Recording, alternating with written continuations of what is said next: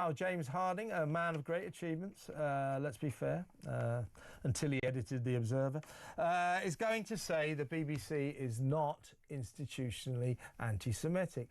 I mean, to a certain extent, I would go along with that. I don't think it's institutionally anti-Semitic, but to say that is to throw a veil over the serious problem our state broadcaster has in its newsroom. I would say its newsroom is anti-Semitic. Its coverage of the Gaza conflict has been disgracefully pro-Palestine and disgracefully anti-Israel. I think there is an anti-Semitism problem at the BBC. Do you agree? Yeah, of course I do. I mean, anyone with a brain and a pair of eyes would agree. And just to go back to James Harding, you mentioned there, editor of The Observer now. You showed that front page with that woman, Clare Rogers, on the front page, this sort of beautiful cover shot of her as if she's some sort of innocent. But she was charged with criminal damage and violent disorder for an incident at Elbit Systems UK, which actually supplies the British Army with advanced night vision goggles and sophisticated mini UAS.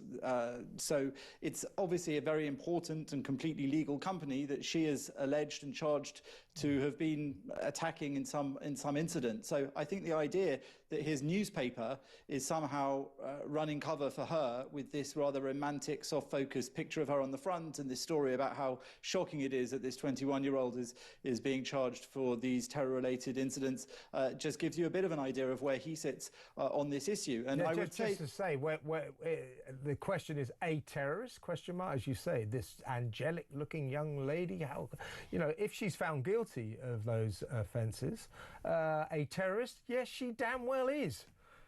Well, that will be, you know, for the courts to decide. But I suppose the idea is that supporting Palestine action, if that's what she's done, when it's a prescribed terror organisation, or indeed attacking a legitimate and legal company working in the UK that also provides items which are essential for the British military, might be classified that way. And onto the BBC, yeah. I'll say this, of course it's not surprising that he's standing up for the BBC. As you said, he has a history working there. I don't know the man personally, but I would say that honestly, it's quite preposterous to think that a broadcasting organisation like the BBC, that we all have to pay for through the licence fee, that, you know, has a long, long history of errors, mistakes, lies, calumnies, whatever you want to call them, about Israel, but also about Jews, should in some way be considered just to be absolutely fine on this. I mean, in November 2017, Lord Grade, who was the former BBC chairman himself, said in the House of Lords that the BBC had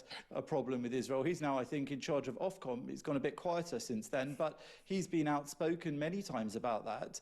In December 2021, he said that the BBC should provide proof over their ridiculous allegations that Jewish children on a bus that had been attacked by Muslims while they were celebrating the festival of Hanukkah had uttered anti-Muslim slurs, as the BBC had insisted. He said they should provide evidence. Of course, they couldn't. In the end, Ofcom found against them because they had apparently made up this interpretation of the audio. I mean, the list of things they do goes on and on and on. February 2025, they aired that Gaza documentary with the son of a Hamas minister in Gaza and pretended that nobody on the production knew, and it turned out after their own investigation they did. It also included mistranslations of the word Yahud from Arabic into Jew into Israelis to try and hide the genocidal intent of those Palestinians they were interviewing.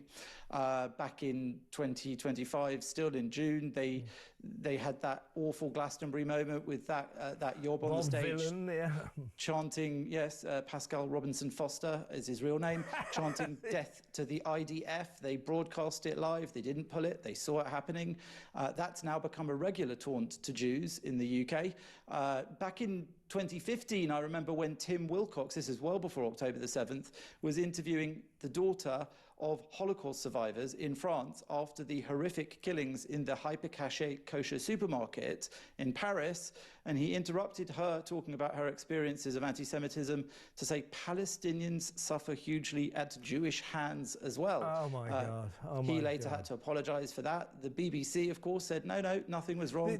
He just phrased it badly. The problem here, Jonathan, you and I have discussed this before, is that the BBC cannot conceive of itself being in any way wrong about anything, actually. But the worst kind of biased journalist is a journalist who doesn't realise they're biased. I don't pretend I'm not biased or I'm not impartial, I'm not biased. Everybody knows where I stand on issues.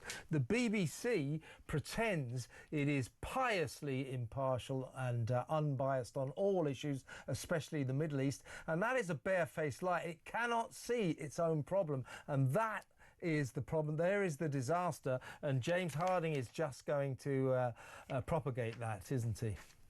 I think that's right. And I think, again, the BBC can't see it, even when Jews point it out to them, which I would say might hint at some sort of institutional anti-Jewish feelings. Because if you always dismiss the insight of the very minority who, in volume, tell you that you are getting this wrong, just simply as them being somehow, I don't know, manipulative over your coverage of something because they don't like your position, that in itself is inherently potentially anti-Semitic. And I don't like to throw around the idea that it's anti-Semitic to criticise or critique or analyse the actions of the State of Israel. Absolutely. Per se, of course it isn't. But when you have an absolute obsession, as the BBC seems to, of getting things wrong and then having to apologise for them. So let's face it, when they're forced to apologise, it's clear that they their policy when it comes to Jewish issues is apologise and be damned. Jonathan, good to talk to you. Isabel Oakeshott next. Stay tuned.